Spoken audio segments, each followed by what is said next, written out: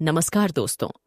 माता पार्वती ने पूछे, भगवान शिव जी से 2 प्रश्न। कौन सा काम स्त्री पति से पहले करना चाहती है? कौन सी चीज स्त्री अपने पति को मरते दम तक नहीं देती? प्यारे दोस्तों, आज की यह कहानी आपको बहुत कुछ सिखा के जाएगी। इस कहानी से पता चलेगा कि स्त्री कौन सी चीज अपने पति को नहीं देती है और कौन सा काम वो पति से पहले करना चाहती है। प्यारे दोस्तों, वैसे देखा जाए तो विवाह होने के बाद एक स्त्री पूर्ण रूप से पति को समर्पित हो जाती है। स्त्री की हर चीज पर पुरुष का अधिकार होता है और पुरुष की भी हर चीज पर स्त्री का अधिकार होता है। दोस्तों, एक महिला अपने पति को खुश रखने के लिए वो हर चीज अपने पति को सौंप देती है जिसमें पति की खुशी होती है। लेकिन ऐसी क्या चीज है जो स्त्री मरते दम तक अपने पति को नहीं देती? ऐसा कौन सा काम है जो एक पत्नी पति से पहले करना चाहती है? दोस्तों, यह प्रश्न सुनने में थोड़ा अजीब तो जरूर लग रहा होगा, पर यह प्रश्न हमारे धर्म ग्रंथ और रीति रिवाजों से पृथक नहीं है। इसीलिए इसका उत्तर लगभग सभी लोग जानते होंगे कि कौन सी चीज है जो पुरुष जीते जी अपनी पत्नी को दे सकता है, पर स्त्री जीते जी अपने पति को नहीं दे सकती। तो दोस्तों, चलिए सुनते हैं इस कहानी के माध्यम से। दोस्तों, ये बात बहुत पुरानी है। एक बार कैलाश पर भगवान शिव और माता पार्वती चौसर का खेल खेल रहे थे।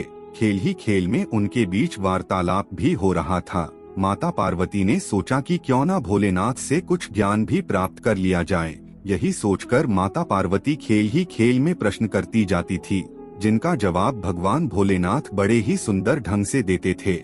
प्रश्न करते करते माता पार्वती ने एक ऐसा प्रश्न पूछ लिया जो बड़ा ही रहस्यमयी था। माता पार्वती ने पूछा, हे देवों के देव महादेव, मुझे यह बताइए, एक स्त्री और पुरुष का रिश्ता प्रेम, विश्वास, त्याग और समर्पण से बनता है। अगर इसमें किसी चीज का अभाव रहता है तो रिश्ता कमजोर पड़ जाता है। कई बार तो इस अभावों की वजह से रिश्ता तक टूट जाता है। कहते हैं इसमें कोई कपट के लिए स्थान नहीं है। अगर स्त्री और पुरुष के बीच कपट आ जाता है तो वही रिश्ता टूटने की कगार पर पहुंच जाता है।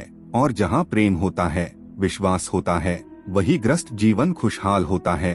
और जहां झूठ और कपट का मात्र अंश भी होता है, वहां ग्रस्त जीवन कलेशों से भरा रहता है। वहां पति और पत्नी के रिश्तों में कोई मजबूती नहीं रहती। इसलिए मैं ये जानना चाहती हूँ कि स्त्री कौन सी चीज अपने पति को मरते दम तक नहीं देती और कौन सा काम वो पति से पहले करना चाहती है, जबकि हर काम में स्त्री अपने पति को ही आगे रखती है। फिर ऐसा कौन सा काम है जो वो पति से भी पहले करना चाहती है? प्यारे दोस्तों, माता पार्वती के दोनों प्रश्नों को सुनकर भगवान शिव मुस्कुराते हुए बोले, हे देवी, जिन प्रश्नों के उत्तर तुम जानना चाहती हो उनके जवाब मैं तुम्हें एक कहानी के माध्यम से सुनाता हूँ। तुम ध्यान से सुनो। धरती लोक पर एक बड़ा ही सुंदर नगर था। उसी नगर के राजा के बेटे का विवाह होने वाला था। राजा के महलों और नगर की गलियों को फूलों से, रंगों से सजाया जा रहा था। उधर राजकुमार का विवाह जिस कन्या से होने वाला था वो बहुत ही रूपवान थी। राजकुमार अपने कक्ष में पड़ा हुआ राजकुमारी के बारे में सोच रहा था। सोचते सोचते अचानक से उसके मन में राजकुमारी से मिलने की इच्छा जागृत हो उठी। वो उसी क्षण राजकुमारी के पास जाना चाहता था। उसने एक योजना बनाई और सबसे छुपते छुपते महल से निकल चला। अस्तबल से घोड़ा लिया और घोड़े पर सवार होकर राजकुमारी से मिलने के लिए चल दिया। चलते चलते जब वो एक जंगल के रास्ते से गुजरा तो वहाँ उसे बहुत जोर की प्यास लगने लगी। अब तो राजकुमार पानी की तलाश में इधर उधर भटकने लगा। कहीं कोई जलाशय दिखाई नहीं दे रहा था। अगर कोई नदी या तालाब मिल भी जाता तो उसमें पानी नजर नहीं आता। इस प्रकार प्यास से व्याकुल होकर राजकुमार एक झोपड़ी के पास पहुंचा। वहीं पास में ही एक कुआं दिखाई पड़ा।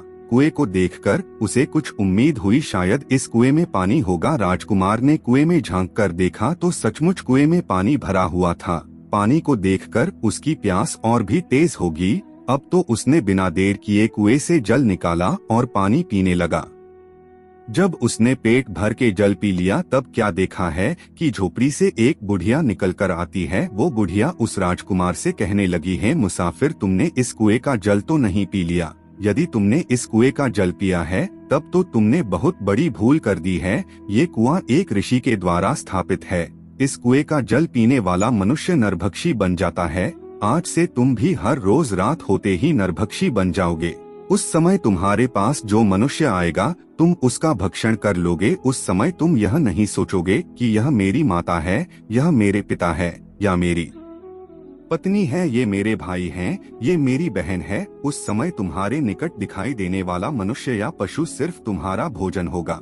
प्यारे दोस्तों, उस बुढ़िया के मुख से ऐसी बात सुनकर राजकुमार बड़ा दुखी होने लगा। कहने लगा, माता जी, तब तो मैंने इस कुएं का जल पीकर घोर अनर्थ कर डाला है। पता नहीं ऐसे में तो मैं कितने मनुष्यों को रोज अपना आहार बनाऊंगा, जिसमें मेरे अपने भी शामिल हो सकते हैं। मित्रों, राजकुमार विनती करके बोला, है माँ, क्या इस श्राप से मुक्त होने का कोई उपाय नहीं है?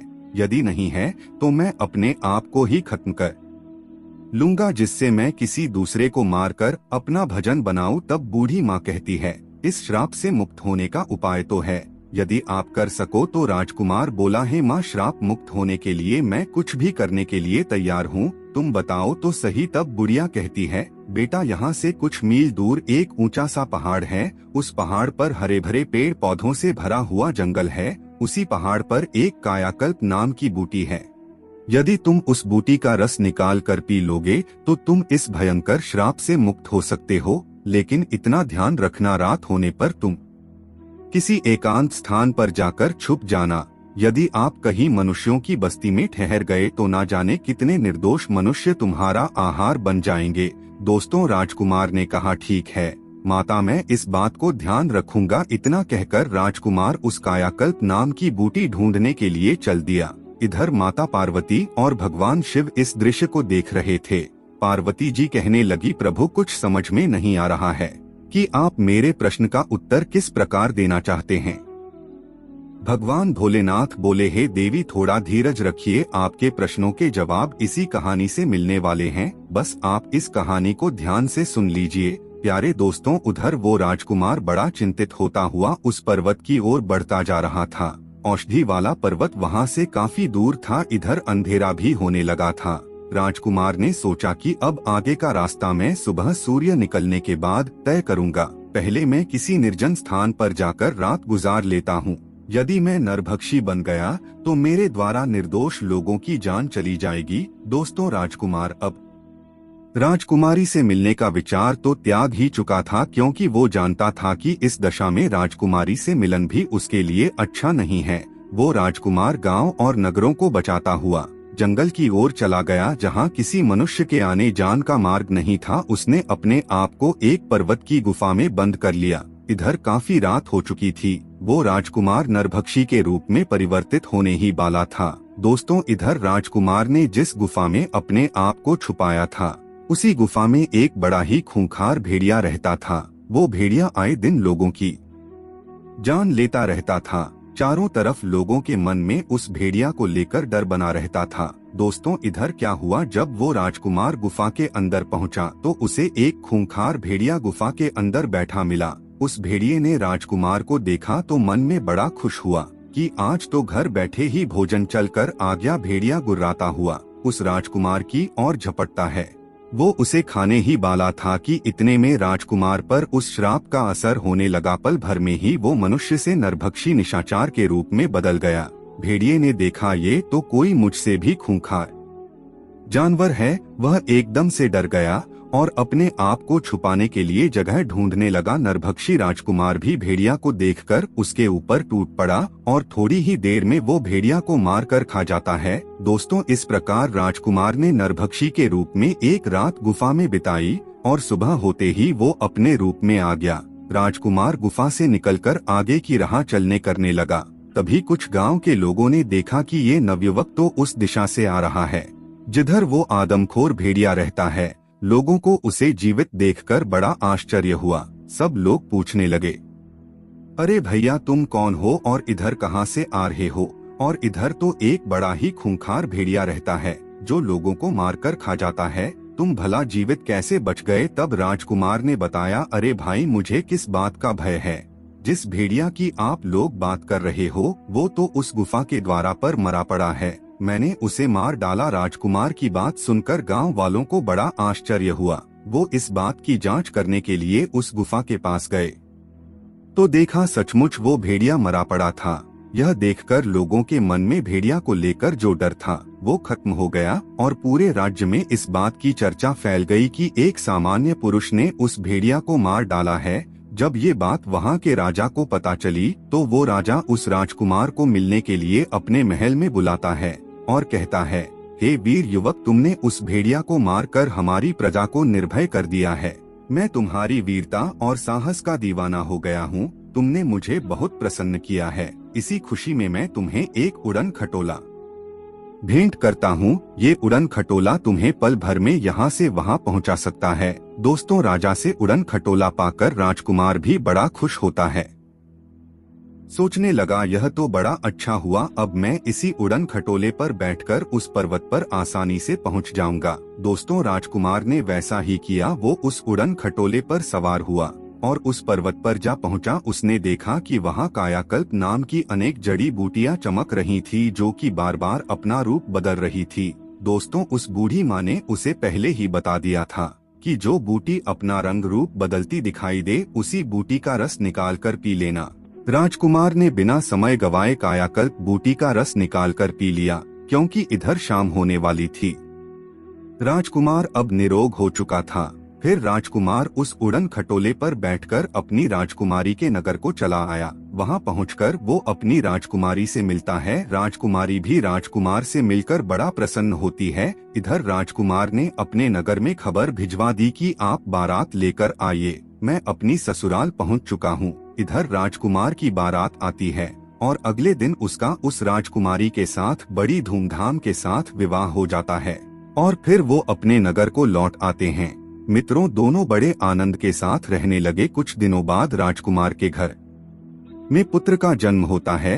पुत्र की खुशी में परिवार में जश्न मनाया गया, प्रजा में मिठाइयाँ बांटी गई। इधर माता पार्वती ने भगवान भोलेनाथ से पूछा, प्रभु, आपकी लीला मेरे समझ में नहीं आई। एक प्रश्न का उत्तर बताने के लिए आपने मुझे एक राजकुमार की पूरी कहानी सुना डाली, लेकिन उस बात का उत्तर अभी तक मुझे नहीं मिला। तब भगवान शिव बोले, देवी, अब जल्दी ही तुम्हारे प्रश्न का उत्तर मिलने वाला है।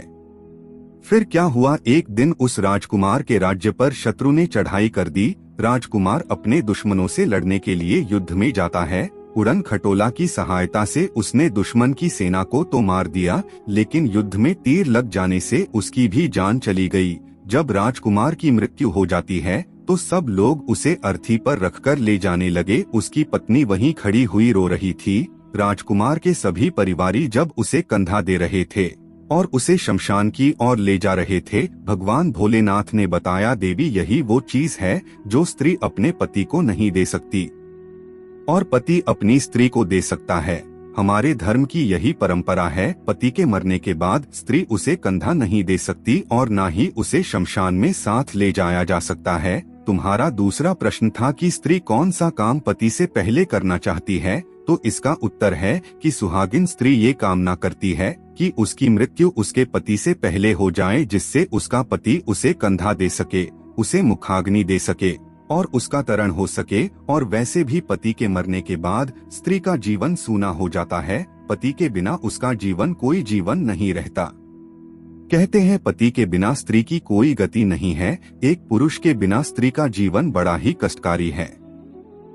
वो नारियां बड़ी भाग्यशाली होती है जिन्हें पति से पहले मृत्यु प्राप्त हो जाती है और पति के हाथों अंतिम संस्कार होने का सौभाग्य प्राप्त होता है। प्यारे दोस्तों, हमें उम्मीद है कि आपको ये कहानी अवश्य पसंद आई होगी। अगर पसंद आई हो तो एक लाइक अवश्य करें और चैनल पर नए हो तो सब्सक्राइब करें और अपने दोस्तों के साथ इस वीडियो को शेयर करें। आज के लिए बस इतना ही। हमारा यहाँ तक साथ देने के लिए आपका दिल से धन्यवाद।